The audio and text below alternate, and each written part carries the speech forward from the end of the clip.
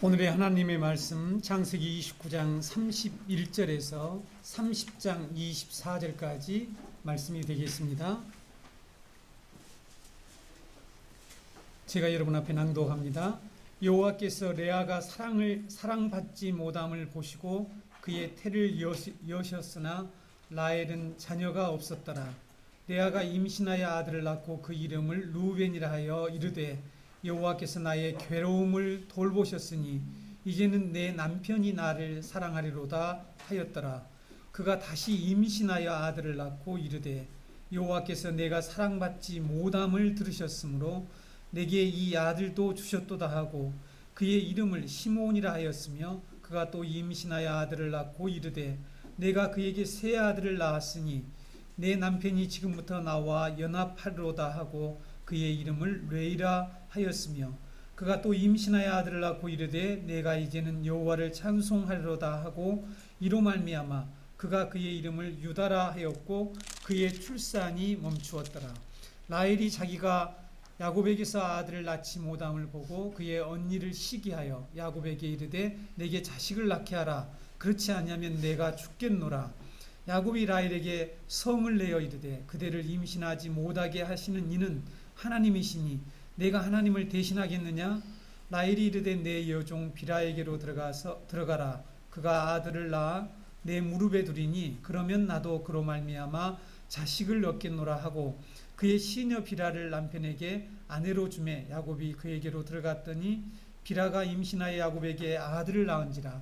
라헬이 이르되 하나님이 내 억울함을 푸시려고 내 호소를 들으사 내게 아들을 주셨다 하고 이로 말미암아 그의 이름을 단이라 하였으며 라헬의 시녀 비라가 다시 임신하여 둘째 아들을 야곱에게 낳음에 라헬이 이르되 내가 언니와 크게 경쟁하여 이겼다 하고 그의 이름을 납달리라 하였더라. 레아가 자기 출산이 멈춤을 보고 그의 시녀 실바를 데려다가 야곱에게 주어 아내로 삼게 하였더니 레아의 시녀 실바가 야곱에게서 아들을 낳음에 레아가 이르되 복되도다 하고 그의 이름을 가시라 하였으며 레아의 시녀 실바가 둘째 아들을 야곱에게 낳음에 레아가 이르되 기쁘도다 모든 딸들이 나를 기쁜 자라 하리로다 하고 그의 이름을 아셀이라 하였더라. 밀 거둘 때에 르우벤이 나아가서 들에서 합한 채를 얻어 그의 머리 어머니 레아에게 드렸더니 라헬이 레아에게 이르되 언니의 아들의 합한 채를 청구하노라. 레아가 그에게 이르되 내가 내 남편을 빼앗은 것이 작은 일이냐? 그런데 내가 내 아들의 합한 채도 빼앗고자 하느냐? 라헬이 이르되 그러면 언니의 아들의 합한 채 대신에 오늘 밤에 내 남편이 언니와 동침하리라 하니라. 저물 때 야곱이 들에서 돌아오매 레아가 나와서 그를 영접하며 이르되 내게로 들어오라. 내가 내 아들의 합한 채로 당신을 샀노라. 그 밤에 야곱이 그와 동침하였더라. 하나님이 레아의 소원을 들으셨으므로 그가 임신하여 다섯째 아들을 야곱에게 낳은지라. 레아가 이르되 내가 내 시녀를 내 남편에게 주었으므로 하나님이 내게 그 값을 주었다 하고 그의 이름을 이사가리라 하였으며 레아가 다시 임신하여 여섯째 아들을 야곱에게 낳은지라. 레아가 이르되 하나님이 내게 후한 선물을 주시도다. 내가 남편에게 여섯 아들을 낳았으니 이제는 그가 나와 함께 살리라 하고 그의 이름을 스불론이라 하였으며 그 후에 그가 딸을 낳고 그의 이름을 디나라 하였더라. 하나님이 라헬을 생각하신지라. 하나님이 그의 소원을 들으시고 그의 태를 여셨으므로 그가 임신하여 아들을 낳고 이르되 하나님이 내 부끄러움을 씻으셨다 하고 그 이름을 요셉이라 하니 여호와는 다시 다른 이들을 내게 더하시기를 원하노라 하였더라. 아멘. 오늘 우리가 읽은 말씀은 야곱의 두 아내 레아와 라헬 그리고 그들의 여종들 비라와 실바에 의해서 야곱의 11명의 아들들이 태어나는 과정을 기록하고 있습니다. 야곱의 아들들의 이 출생 이야기는 장차 이스라엘을 구원하는 요셉의 이 출생으로 절정에 이르게 되고 일단락을 짓습니다. 그리고 잘 아시는 바와 같이 35장에 가서 12번째 아들이 태어나는 것을 우리가 잘 알고 있죠. 야곱은 이렇게 요셉을 낳은 후에 자기의 고향 이제 약속의 땅으로 돌아가기로 결정을 하게 됩니다. 그것이 오늘 읽지 않았지만 30장 25절에 기록되어 있습니다. 그런데 여러분, 이 내용을 자세히 들여다보게 되면 우리가 이 야곱의 아들들의 이 탄생하는 이 이야기를, 이 사건을 자세히 보게 되면 야곱의 두 아내, 즉 사랑을 받지 못하는 아내와 사랑받는 아내의 고통을 다루고 있다는 것을 우리가 깨달을 수가 있습니다. 야곱의 사랑받지 못한 아내 레아와 사랑을 독차지하고 있었던 라헬은 각자의 고통을 가지고 있었죠. 레아는 남편의 사랑을 받지 못해서 괴로워하며 고통을 받았습니다. 그런데 남편의 사랑은 받았지만 불임녀였던 라헬은 언니 레아의 이 다산으로, 많은 출산이죠, 자식을 많이 낳는 것으로 인해서 오히려 좌절하고 고통스러워하면서 언니를 시기하고 남편과 싸우고 심지어는 죽어버리겠다라고 협박까지 하는 이러한 일들이 벌어지고 있습니다. 제가 여러분에게 성경 한 군데를 더 읽어드릴게요. 이 말씀이 어떻게 오늘 본문과 연관되는지를 잘 들어보십시오. 신명기 21장 15절에서 17절 말씀입니다. 신명기 21장 15절에서 17절. 어떤 사람이 두 아내를 두었는데 하나는 사랑을 받고 하나는 미움을 받다가 그 사랑을 받는 자와 미움을 받는 자가 둘 다 아들을 낳았다 하자. 그 미움받는 자의 아들이 장자이면 자기의 소유를 그의 아들들에게 기업으로 나누는 날에 그 사랑을 받는 자의 아들을 장자로 삼아 참장자 곧 미움을 받는 자의 아들보다 앞세우지 말고 반드시 그 미움받는 자의 아들을 장자로 인정하여 자기의 소유에서 그에게는 두 몫을 줄 것이니 그는 자기의 기력의 시작이라 장자의 권리가 그에게 있음이니라. 여러분, 신명기의 이 율법의 말씀이 당시에 이스라엘 공동체에 주신 그냥 하나의 법으로 생각하시면 안 되고 이게 구속사적인 중요한 의미가 이 속에 들어있죠. 이 말씀이 바로 오늘 내용과 깊이 연관되어 있습니다. 어떻게 이 말씀이 오늘 말씀과 오늘 우리가 읽은 야곱의 두 아내 이야기와 연관되는지를 이제 여러분들이 잘 들어보시기 바랍니다. 야곱의 이 사랑받지 못하는 아내 레아와 사랑을 받았던 아내 라헬의 이 이야기를 통해서 장차 이스라엘 12지파의 조상이 되고 구약교회가 되는 이 야곱의 아들들이 태어나게 됐죠. 여러분 중에는 이런 의문을 가질 분들이 있을 수 있습니다. 저도 이 말씀을 읽을 때 이런 의문으로부터 이 질문을 하면서 이 말씀을 깊이 묵상하게 되고 또 설교를 준비하거나 제가 주로 큐티 할 때 그렇게 하는데요. 왜 성경은 서로 경쟁적 출산을 하고 시기하고 남편을 협박하고 또 남편을 합한 채로 이렇게 임신 촉진제였습니다. 당시에 합한 채로 남편을 사고 파는 별로 아름답지 못한 이 두 여자 결혼 이야기를 기록하고 있을까라는 거죠. 여러분, 이게 우리 집안 이야기면 조금 우리가 우리 관련이 있으니까 이게 관심을 가지고 들으려고 하겠지만 우리 집안 이야기도 아니고 역사적으로나 문화적으로나 지리적으로 아주 너무나 우리 멀리 떨어져 있고 또 도덕적으로 교훈이 될 만한 내용도 아닌 이 사건을 왜 우리가 배워야 할까라는 거죠. 이런 질문을 혹시 드시는 분이 있습니까? 도대체 우리와 무슨 관계가 있을까 하는 거죠. 우리는 이제 이 말씀 시간에 항상 성경에 기록된 이런 말씀들이 바로 우리의 이야기를 한다는 것을 깨닫는 것이 매우 중요하죠.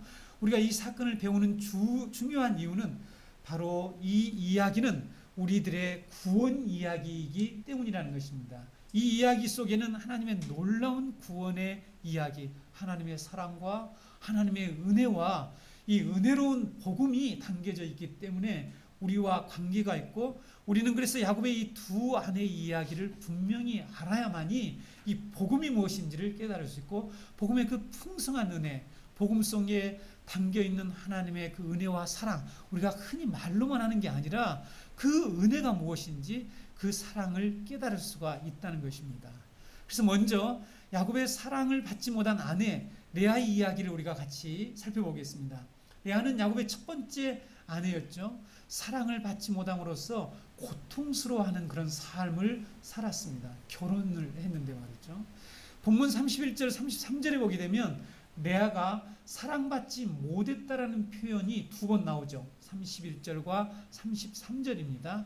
여기서 사랑받지 못했다라는 말로 이렇게 설명이 되어 있는데 실제로 이 말은 원문의 한 단어 샤네라고 하는 이 단어로서 미워하다라는 뜻입니다. 증오하다라는 뜻입니다.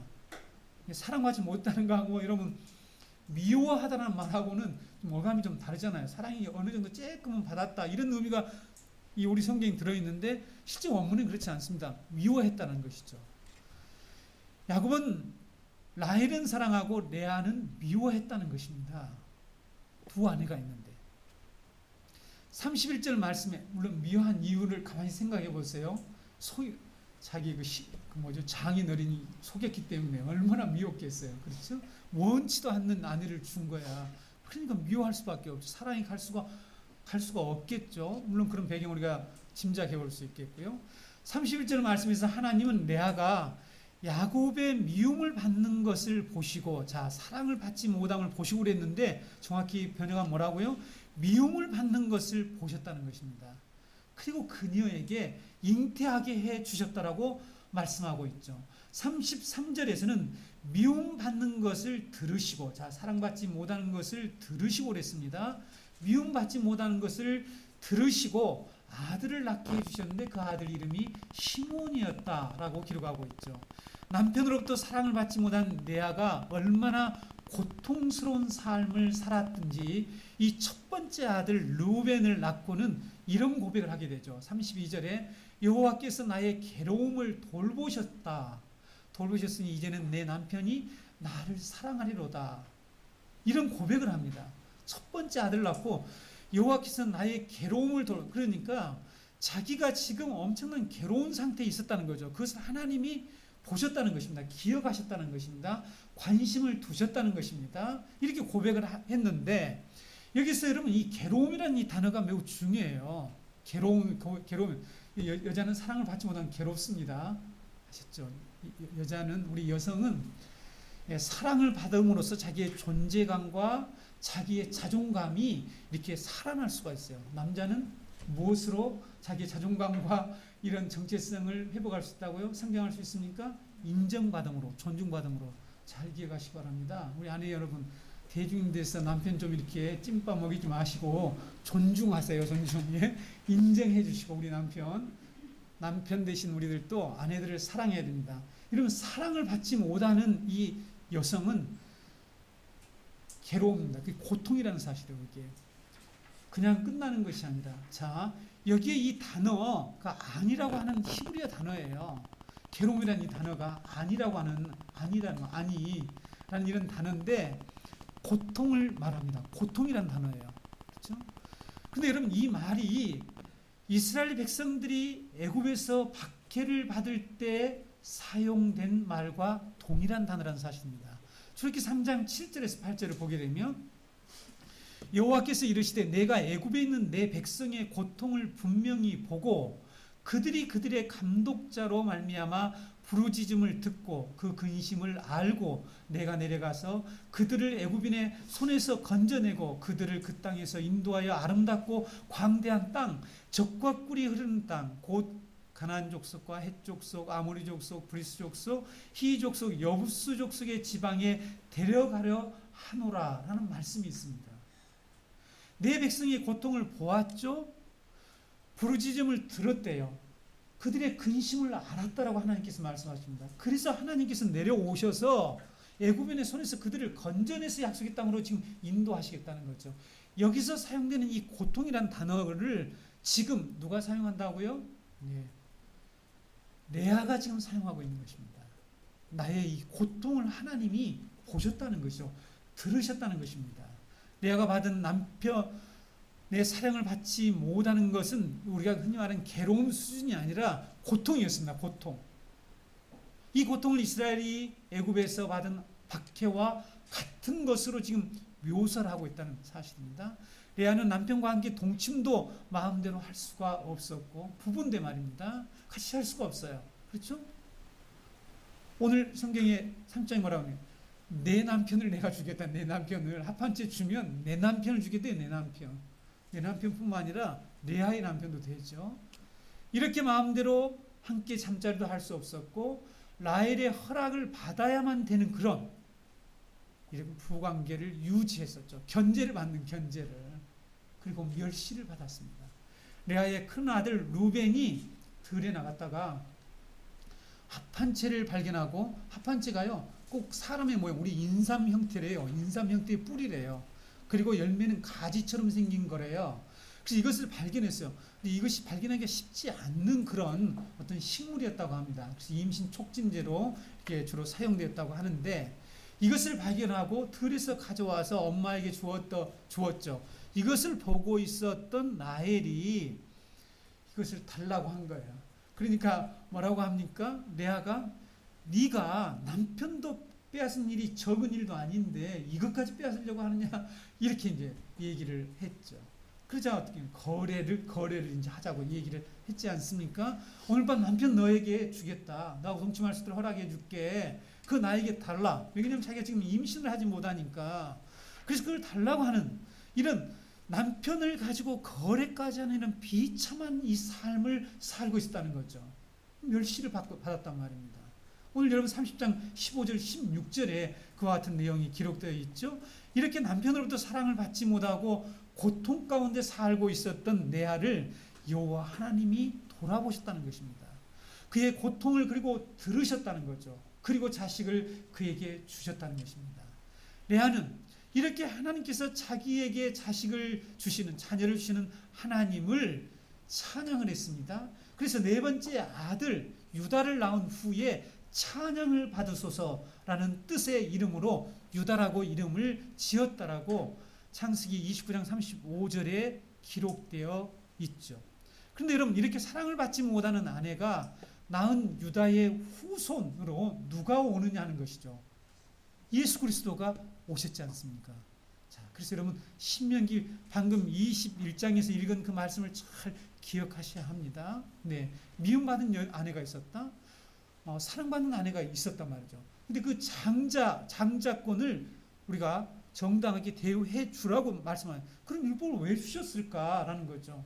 당시 일부 다처제가 있을 때에 그냥 그런 이 가정 결혼 생활의 문제를 그냥 해결해 주기 위해서 그 얘기를 한 것이 아니라, 여기서 예수 그리스도, 진정한 장자이신 맏아들로 오신 예수 그리스도가 오신다는 것을 이미 율법을 통해서 우리에게 말씀하셨다는 것입니다.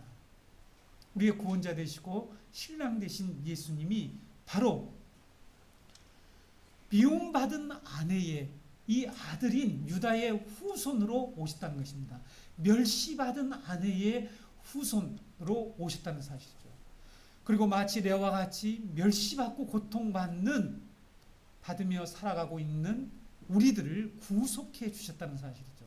하나님은 천대받고 멸시받는 우리를 돌아보시고 은혜를 베푸셔서 그리스도의 신부로 삼으셨습니다. 바로 우리가 레아와 같은 자라는 사실을 오늘 여기에서 말씀하고 있다는 것이죠. 우리는 하나님의 그래서 약속의 자녀들, 성도를 낳는 교회를 삼으셨다는 거죠. 자, 여러분, 교회가 무엇인지 잘 아셔야 합니다. 그리스도의 신부는 무슨 사역을 하고 무슨 목적으로 이 땅에 세워졌는지를 우리가 잘 알아야 한다는 거죠. 왜 우리를 그리스도의 신부로 삼으셨습니까? 우리를 부르셨나요? 우리를 불러서 하나님의 백성을 창조하는 그 일, 하나님의 백성을 낳는 것이죠. 그렇죠? 지금 이 12아들을 낳아서 하나님의 이 백성들을 창조하잖아요. 하나님의 나라를 세워가는 그 일을 하도록 누구를 불렀다고요? 레아, 이 멸시받는 레아를 아내로 하나님께서 주셨다는 것이죠. 자, 사랑받지 못하고 멸시받은 레아는 우리가 과거에 어떤 존재였는지를 보여준다는 사실입니다. 그리고 어떻게 그리스도의 신부가 되었는지를 깨닫게 해주는 그런 사건이라는 것입니다. 사도 바울은 지금 우리가 야곱의 결혼 이야기에서 배우고 있는 이 진리, 이 구원의 복음을 정확히 깨달았습니다. 우리가 정말 이 사도 바울의 서신서를 읽으면서 바울 사도가 사도들이 얼마나 복음을 정확하게 이해했는지, 그래서 우리가 서신서를 자세히 묵상해 보면 복음을 깨달을 수가 있지 않습니까?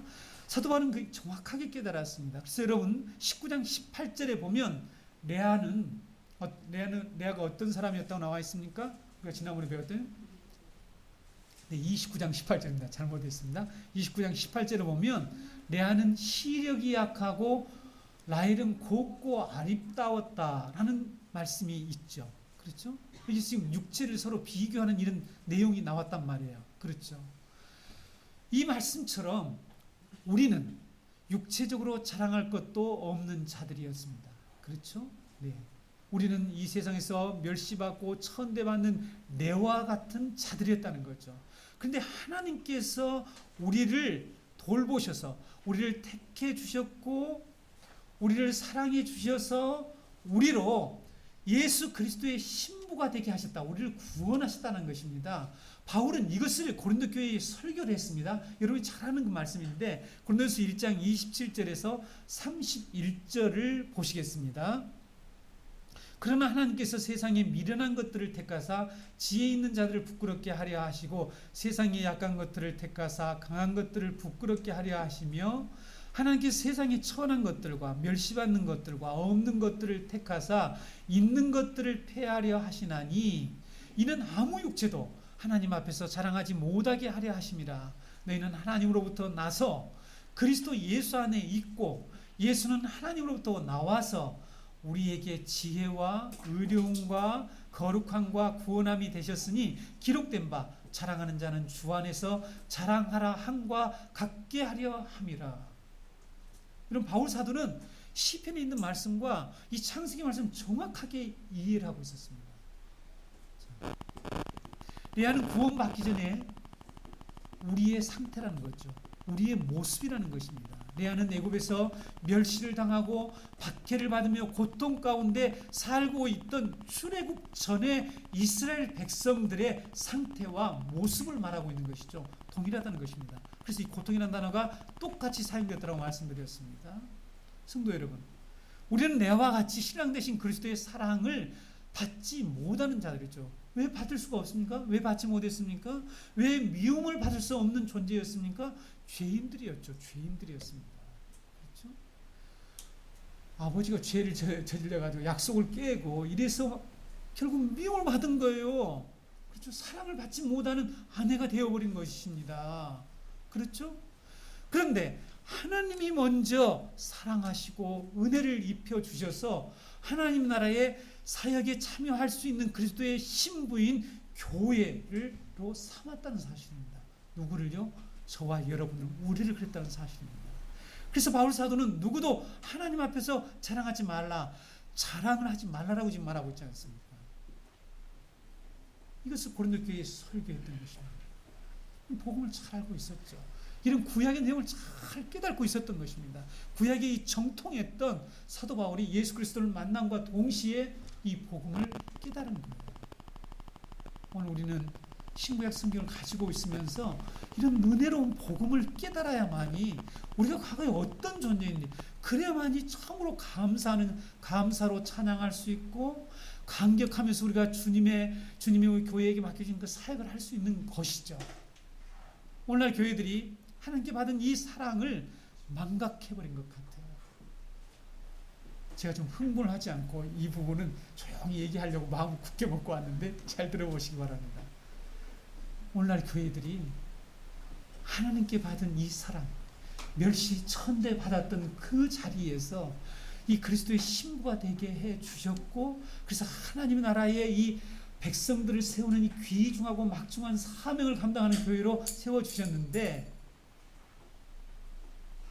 지금 교회가 자기를 사랑하는 사람들로 인해서 구원받은 자들의 공동체인 교회에서 상처와 고통을 받는 일들이 오히려 벌어지고 있다는 사실입니다.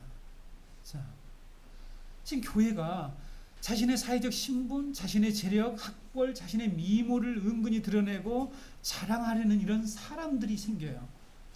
좀 더 제가 구체적으로 이 말씀을 드려볼게요. 지금 교회가 좀 심각한 상황이 있다고 생각합니다. 은근히 그것을 드러내고 자랑하려고. 그래서 다른 무대에도 보게 되면 옷을 사면 교회 가서 자랑해라 이런 교회 와서 옷 자랑하고 싶은 분들 있을 수 있는데 괜찮습니다. 뭐 자부심을 갖는 것까지는 좋은데 잘 좀 생각해 보셔야 합니다. 교회는 레아처럼 사랑받지 못하고 멸시받으며 살아온 자신을 택해 주시고, 이렇게 멸시받으며 살아온 자신을 택해 주시고 사랑해 주셔서 그리스도를 만나게 해주시는 하나님께 감사하며 하나님을 찬양하는 사람들이, 그런 성도들이 모인 공동체입니다. 그렇죠? 네. 그러면 이곳에서 자랑을 해야 될 것이 딱 한 가지가 있다라고 성경이 가르치고 있잖아요. 그렇죠? 누구요? 하나님의 그 사랑과 예수 그리스도 십자가만 자랑을 해야 된다는 거죠. 교회는 복음을 통해서 우리가 과거에 어떤 존재인지를 깨닫게 해주고, 우리가 어떻게 하나님의 사랑으로 그 비참한 상태에서 건짐을 받았는지를 가르쳐 주어서, 이렇게 오직 하나님의 사랑과 은혜와 그리스도의 십자가만을 드러내는 그런 공동체여야 된다는 것이죠. 그렇죠?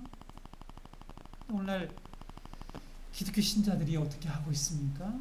예수를 잘 믿었더니 이렇게 복을 받아서 나는 사업이 잘 되고 있다, 이것을 은근히 드러내요. 근데 지금 하나님의 이제 그 복을 받았다는 얘기를 거기다가 반드시 사용한단 말이에요. 나는 이렇게 결혼도 잘하게 되었고, 좋은 남편, 좋은 아내를 얻게 되었다, 우리 좋은 사이를 보았다, 또 이런 이게 예, 부모님들이 있습니다. 시어머니들이 있죠. 뭐 이렇게 좋은 며느리를 얻게 됐다, 이런 얘기들을 해요. 목욕탕 사우나실에서는 할 만한 이런 얘기들을 이제 은근히 와서 얘기를 해요. 교회 공동체에. 예수를 잘 믿었더니 이렇게 복을 받았다라고 자랑하는 것을 또 어떻게 붙이냐면, 하나님께 영광을 돌린다는 이 명분 아래서 그 얘기를 한단 말이에요. 그렇죠? 그 얘기 들 때 어때요? 좀 속이 시원합니까? 예? 여러분 어때요? 그런 얘기 자꾸 누가 얘기하면, 여러분 이 친구들 만나서, 우리 남자들도요 자식 자랑을 잘 합니다. 술 마시면요 평상시 입을 다물고 있다가 술만 마시고 정신이 살짝 가면 그때부터 자기 자랑하느라고 이 남자들도 입을 멈추질 않아요. 이게 남자들의 현상입니다. 잘 모르셨나니까? 네.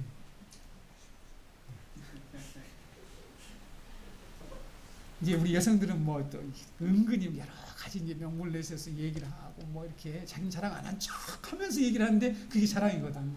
다 알거든. 듣는 사람은 저기 자랑이구나, 지금 잘났다고 하는구나, 이렇게 하는데, 또 그리스도는 거기다 복을 붙이잖아요. 예수님을 잘 믿었던 일이었더라 그러면서 하나님께 주께 영광, 다 이렇게 얘기를 해버린 거야. 그러면 정말 여러분 우리가 깊이 좀 생각하면서 예수님을 믿자는 것입니다. 제가 지금 이런 것을 좀 비판하고 이렇게 하려는 게 아니라, 우리가 정말 예수님을 믿고 교회가 어떤 공동체이며 복음을 받은 자들이 어떠한 모습을 드러내야 하는가 하는 거죠. 진실로 잘 믿는 사람들 중에서 여러분 우리가 좀 깊이 생각해 보자는 거죠. 여러분 히브리서는 사고하는 그리스도인들이라고 분명히 요구했습니다. 우리의 대제사장 예수 그리스도를 깊이 생각하라고 그랬으니까 사고하는 그리스도인이 좀 돼 보라는 것입니다.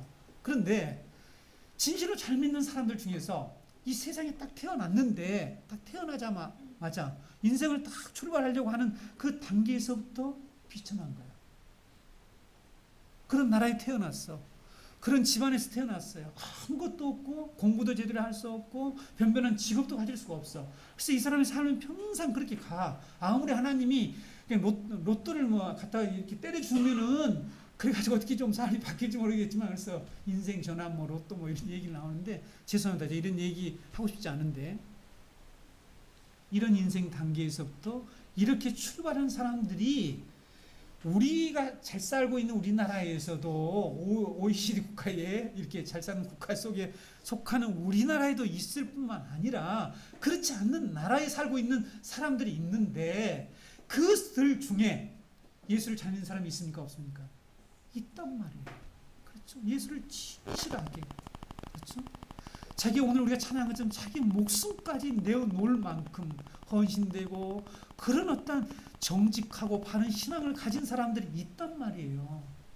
근데 그들 앞에 가서 예수를 믿었더니 우리 한국이 이렇게 잘 살았다, 세계 이런 나라에 들어갔다, 대회에 들어갔다, 이런 얘기를 하는 것이 그게 성경적이냐는 거야.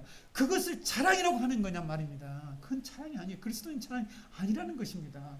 그것은 오히려 혐오감을 주게 만들고, 그것은 오히려 그런 상황에 있는 사람들을 도리어 비참하게 만들어요. 도리어 고통스럽게 만든단 말이에요.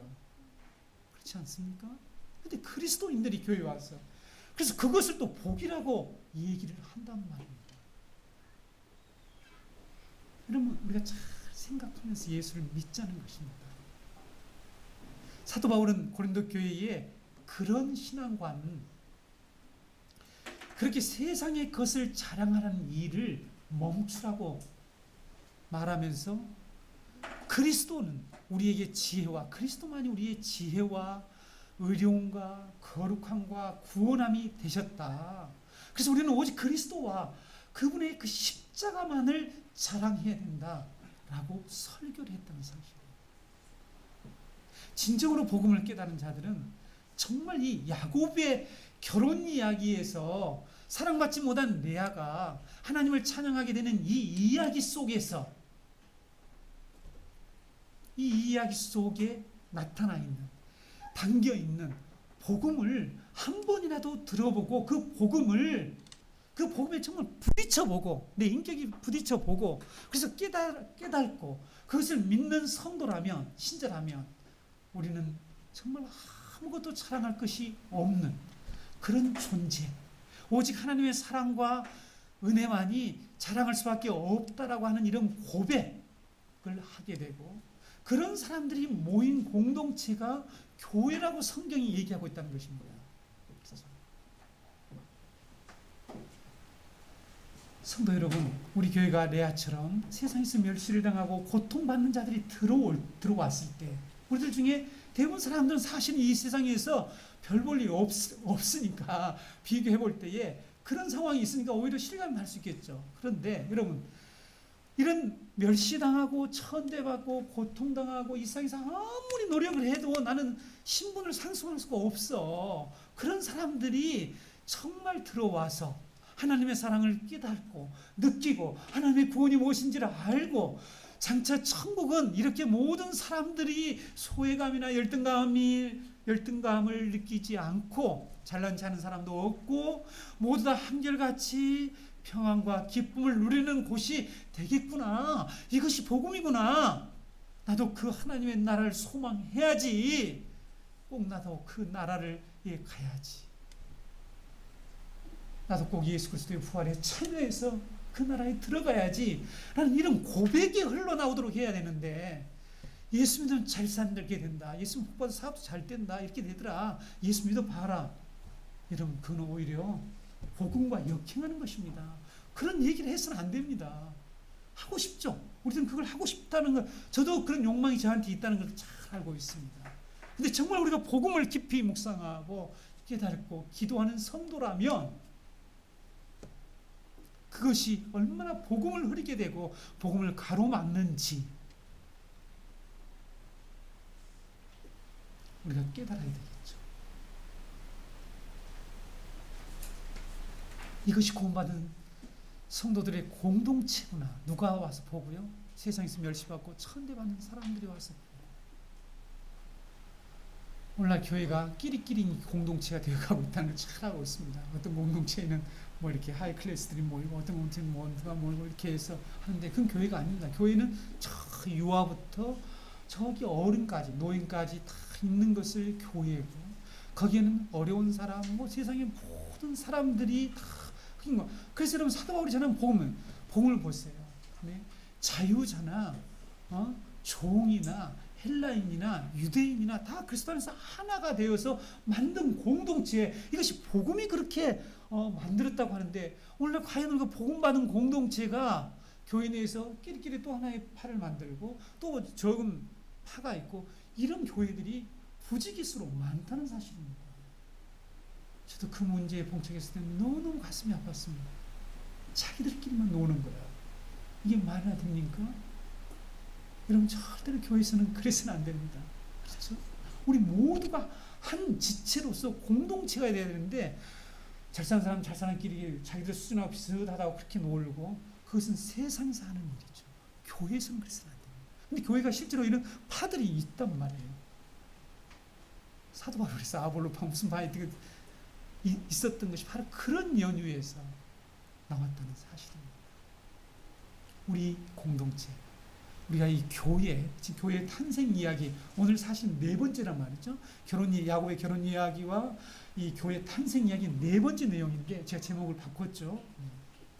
이 교회 탄생 이야기를 통해서 교회가 어떤 공동체인지 우리가 정확히 알고 복음을 정말 깨달은 자라면 우리가 어떻게 교회에서 우리가 하는 발언이랄지 우리의 삶을 어떻게 살아야 할 것인지를 잘 우리가 깨달았으면 좋겠습니다. 두 번째, 사랑받는 이제 첫 번째는 사랑받지 못한 여자에 대한 내용이, 그리고 이제 두 번째로 야곱의 사랑을 독차지했지만 자식이 없어서 고통하는 여자인 이 라헬의 삶을 통해서 주시는 이 하나님의 은혜의 복음이 무엇인지를 같이 우리가 살펴보겠습니다.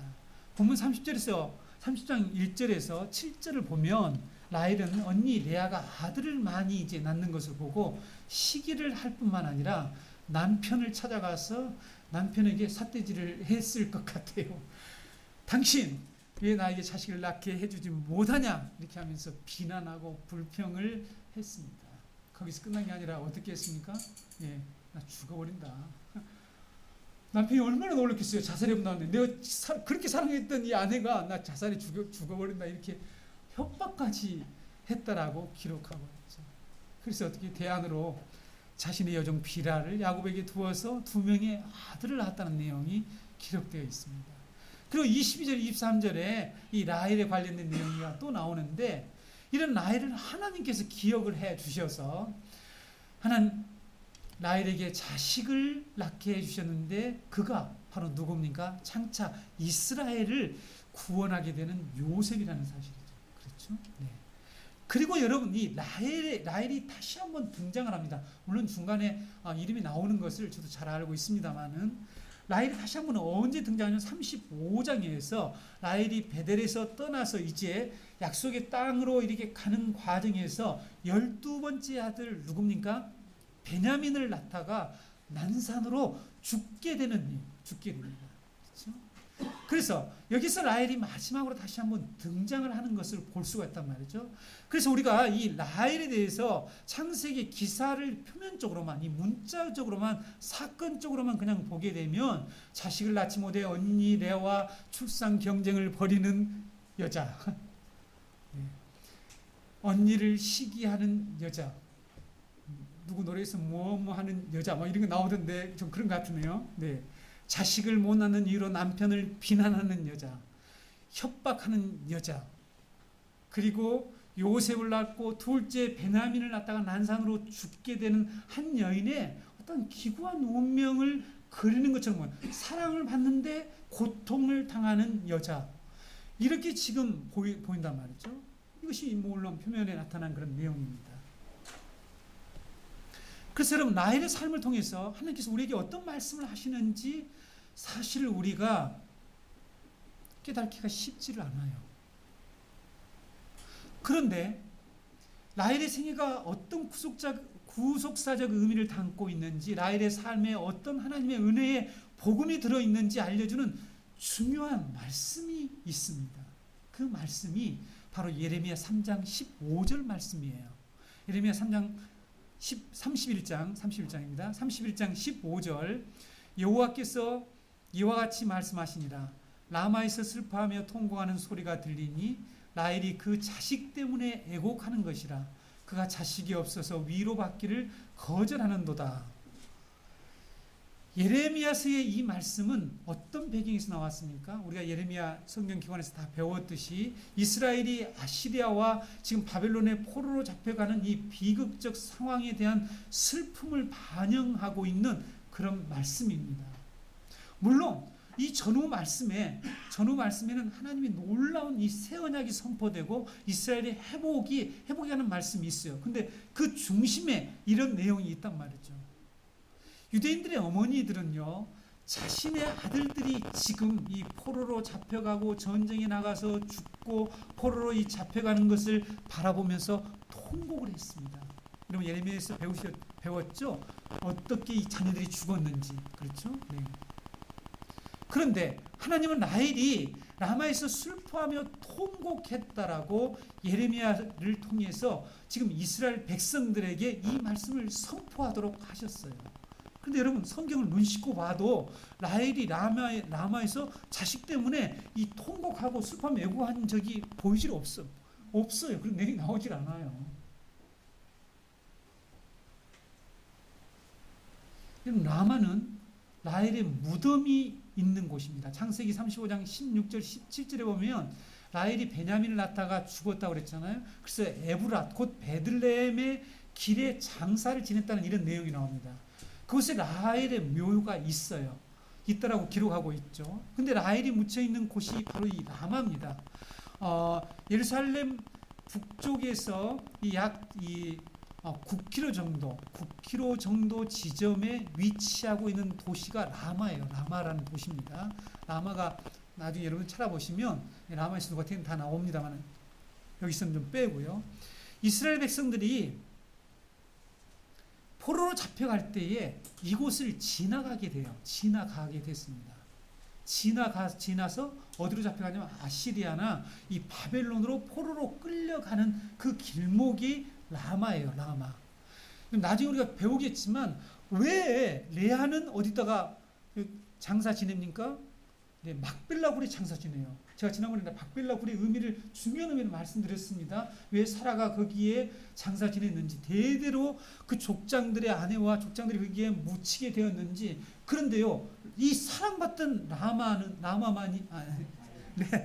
라헬만이 막벨라 굴에 묻히질 않아요. 그리고 라마에 묻혔다고 하는 이런 사건을 성경이 기록하고 있어요. 이게 중요한 의미들이 다 있다는 사실입니다. 사랑을 그렇게 독차지했는데 그 사랑받은 아내를 좀 조상들이 했던 그 유명한 곳 막벨라 굴에 같이 합장을 하는 게 아니라, 자, 이 라마가 어떤 곳이라고요? 이스라엘 백성들이 포로로 끌려갈 때에 반드시 지나가는 그런 길이었다는 사실입니다. 라헬의 무덤은 지금도요 베들레헴 근처에 있습니다.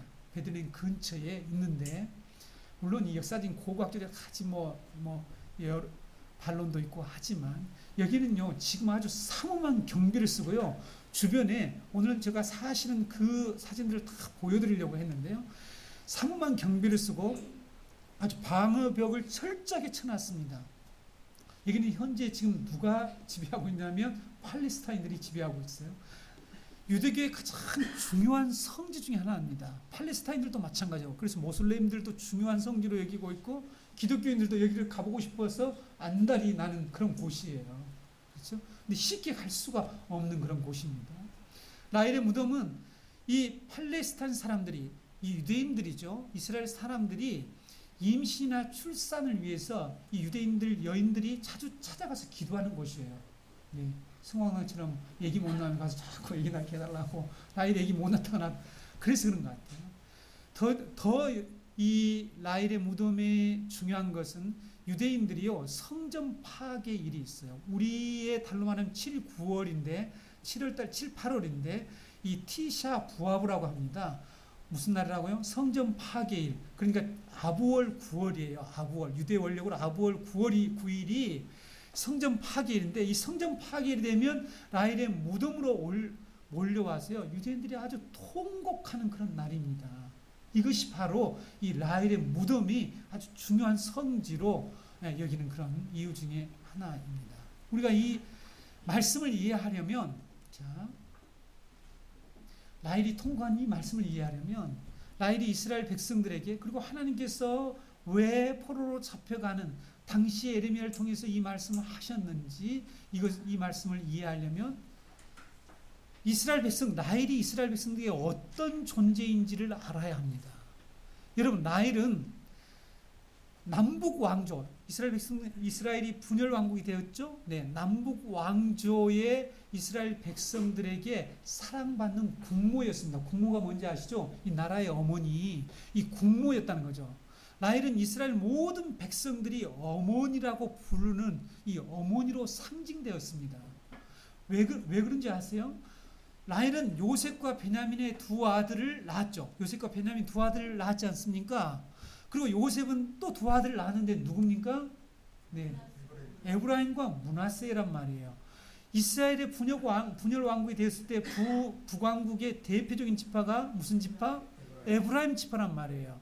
그렇죠. 남왕국 유다 왕국의 중심 지파가 무슨 지파? 베냐민 지파예요. 물론 유다 족속과 베냐민 지파죠. 베냐민 지파가 아주 중심 지파가 됩니다. 베냐민 족속들이 지파죠. 그래서 이스라엘 백성들은 요셉과 베냐민을 낳은 이 라헬을 이스라엘의 어머니다, 공모로 이렇게 칭했던 것입니다.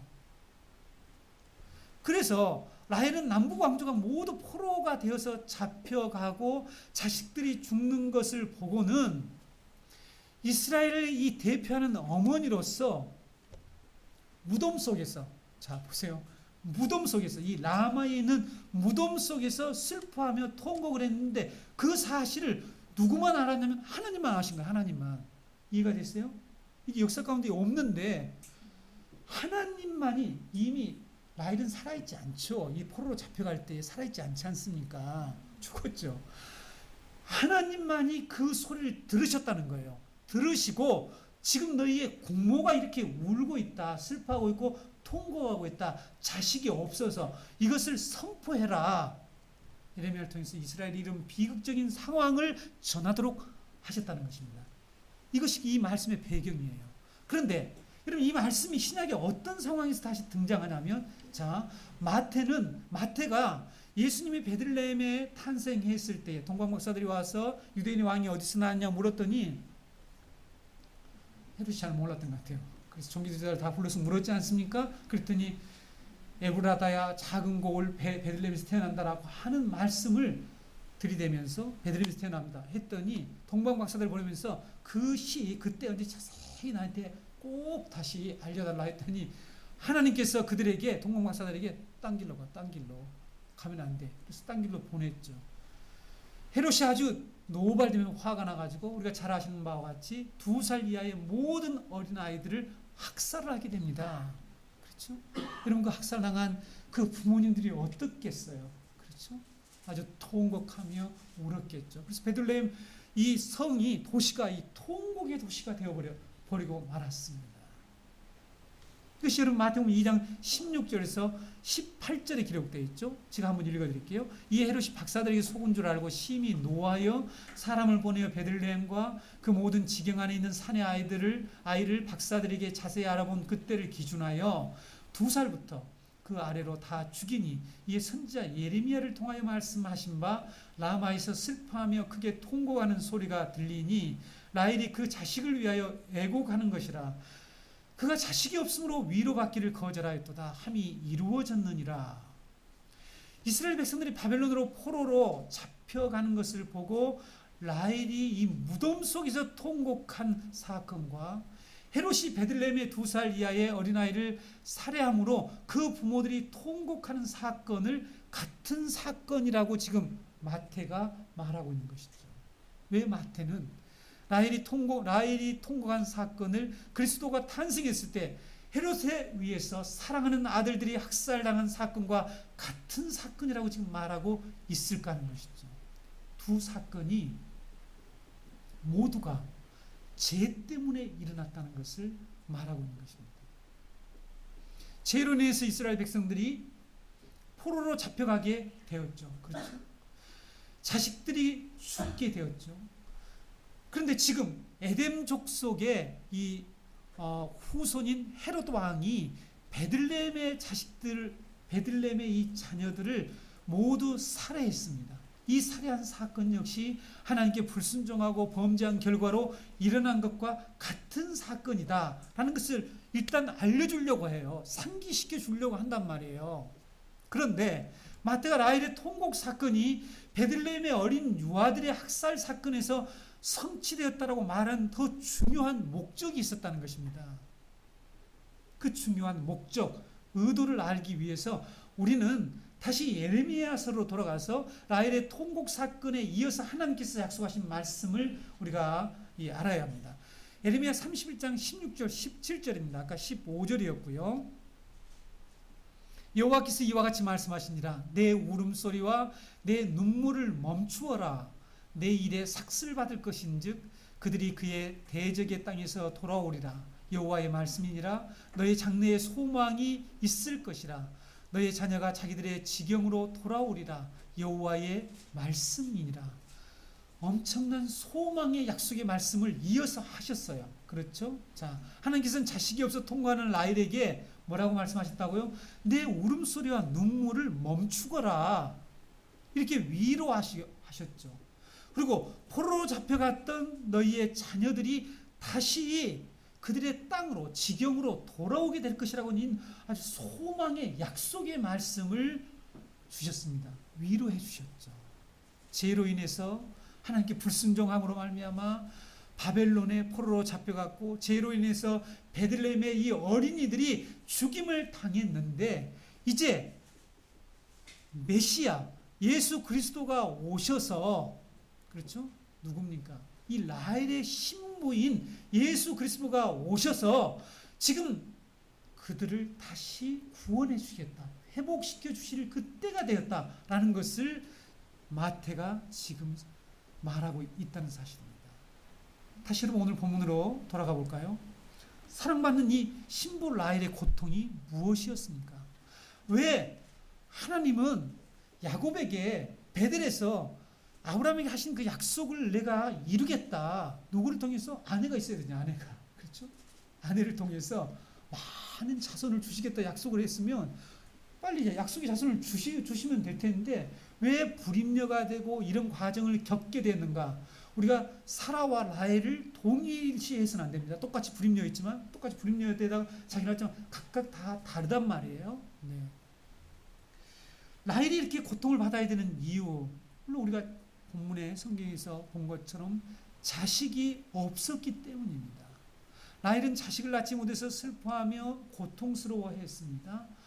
또 국모로서 이스라엘 자녀들의 범죄로 인해서 이방 나라의 포로로 잡혀가고 죽게 되는 그 자기 민족을 보면서 무덤 속에서 통곡을 했는데 또 한 번 더 사실은 이 라헬이 통곡한 상황이 있었다는 것이죠.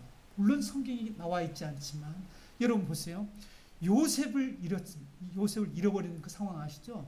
형제들이 요셉을 팔아버려서 애굽으로 갔고 그래서 아주 아버지는 야곱은 죽은 줄로 알았죠. 그렇죠. 그 다음에 베냐민까지 빼앗기게 되지 않습니까? 나중에 속여가지고. 그래서 이제 완전히 너희들이 나에게 더 슬픔을 더하는구나 하면서 아버지가 아주 슬픔에 비애감에 잠겨있던 내용들이 쭉 나온단 말이에요. 그것을 만약 엄마인 라헬이 보았다고 합시다. 얼마나 통곡을 했겠어요. 그래서 여러분 이 라헬의 통곡 사건이 무엇 때문에 일어나는지를 우리가 알아야 된다는 것이죠. 죄 때문에 일어났다는 것이죠. 근원적으로는 죄 때문이라는 것입니다. 그 죄로 인해서 하나님의 약속의 자식을 낳아야 할 이 그리스도의 신부가 자식이 없는 거예요. 자식을 잃어버린 거예요. 자식을 빼앗기고 자식들이 죽어가는 이런 상황이 벌어진다는 거죠. 이것이 여러분 이해가 안 되면 오늘 우리의 상황이 그렇단 말이에요. 우리의 상황이. 그렇죠? 우리가 지금 죄에 우리의 자녀들을 빼앗기고 우리 자녀들이 지금 세상에 이 노예가 되고 죄의 노예가 되어 있는 이런 상황을 보고 우리가 통곡하는 그런 상황이 되었단 말이죠. 그런데 우리의 신랑 되신 예수 그리스도가 이 땅에 오셨다는 거죠. 하나님이 이 예수 그리스도를 보내셔서 포로 잡혀갔던 자들을 구원해 주신다는 이 소망의 메시지, 즉 복음을 전하기 위해서 마태는 자식이 없어 통과했던 라헬의 사건이 성취되었다 이렇게 말하고 있는 것입니다. 여러분 이스라엘 역사 전체는 예수 그리스도의 생애에 축약되어 있어요. 그렇죠? 이것을 꼭 기억하셔야 합니다. 성경을 볼 때 예수 그리스도가 아니면 결코 풀리지 않아요. 해결할 수가 없어요. 이해를 할 수가 없습니다. 그렇죠? 그러니까 예수 그리스도를 얘기하지 않는 많은 메시지들은 그것은 어쩌면 도덕적인 교훈에 불과할 수가 있다는 것이죠. 구약에 기록된 모든 고통과 소망에 관한 그런 말씀들, 사건들이 그리스도가 오셔서 이 땅에서 이루게 될 이 종말론적 사건, 이 구원의 사건 속에서 그것들이 모두 그대로 재현되고 있는 것이죠. 우리는 이 재현된 사건들을 보면서 놀라운 복음을 깨닫게 되는 것입니다. 사랑을 독차지하고 있었던 이스라엘이 하나님께 범죄를 했죠. 그렇죠? 여러분 사랑을 독차지했습니다. 이 세상에 가장 적은 나라, 너희들을 내가 사랑했다. 너만 사랑했다. 하나님이 모세에게 그렇게 했죠. 내가 너희들만 사랑했는데 그들이 어떻게 했습니까? 하나님을 배반했습니다. 하나님께 범죄했죠. 그래서 그들이 어떻게 됐습니까? 포로로 잡혀갔습니다. 자식을 잃어버렸죠. 마찬가지로 우리는 본래 그리스도의 사랑을 독차지하고 있었던 그리스도의 신부였지 않습니까? 그렇죠? 에덴 동산에서 그리스도의 사랑을 독차지하고 있던, 사랑을 마음껏 받고 있었던 그리스도의 신부였습니다. 그런데 하나님의 언약을 어김으로 말미암아 범죄함으로 인해서 자식을 낳을 수가 없게 되고 자식까지 빼앗기는 이 고통 가운데 살면서 그 어느 곳에서도 진정한 위로를 받지 못했던 이런 라헬과 같은 우리를 예수 그리스도가 오셔서 구원해 주시고 우리에게 진정한 위로가 되어 주셨다는 것을 이 라헬의 삶을 통해서 우리에게 하나님의 이 은혜의 복음을 지금 말씀하고 있다는 사실입니다.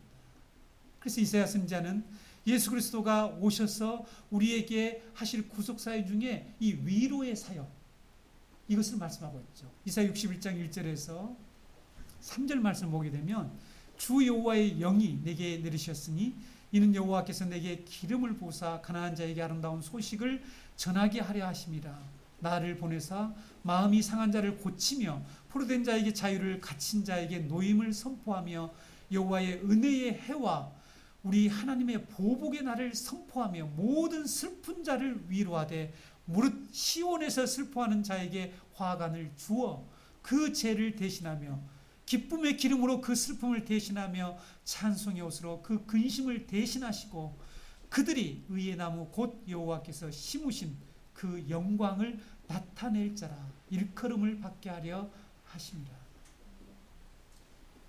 모든 슬픈 자를, 여러분 똑같이 두 여인이 슬퍼하고 고통 가운데 있었다는 것이죠.